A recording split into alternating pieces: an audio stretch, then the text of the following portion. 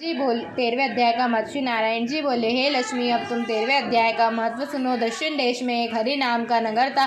वहाँ एक अभिचारिणी स्त्री रहती थी। अभिचार करके मांस मंदिरा खावे। एक दिन एक पुरुष से उसने वचन लिया कि मैं अमुक स्थान में तेरे पास आऊंगी, तुम वहाँ चलो। वह पुरुष किसी अन्य स्थान पर चला गया और वह स्त्री उसे खोजते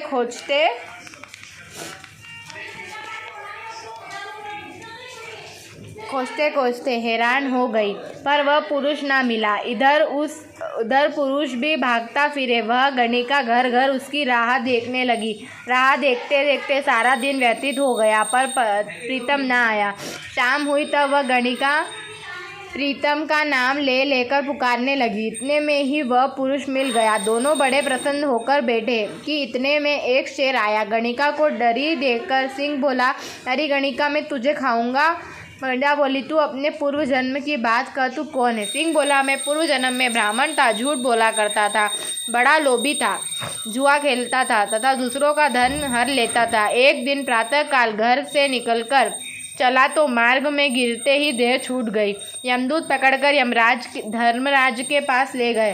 देखते ही धर्मराज ने हुक्म दिया कि इस घड़ी इस विप्र को सिंह का जन्म दे दो। यह देह मुझे मिली और हुक्म दिया, जो प्राणी पापी दुराचार करने वाले हो तिनको तू खा कर, और जो साधु वैष्णव हरिभक्त हो उनके पास तू कभी ना जाना। हे गणिका, मुझ धर्मराज की यही आज्ञा है कि जिसका आज्ञा पाकर सिंह की योनि में आया हूँ। तू अभिचारिणी गणिका पापिनी है, इसी से मैं तुझे खाऊंगा। इतना कहकर गणिका को खा लिया। तब यमदूत गणिका को धर्मराज के पास ले गए। धर्मराज ने हुक्म दिया, इसको चंडाल का जन्म दे दो। श्री नारायण जी कहते हैं कि हे लक्ष्मी, उसने गणिका की देह त्याग चंडालिनी की देह पाई। कई दिन पीछे एक दिन नर्मदा नदी के तट पर चली गई।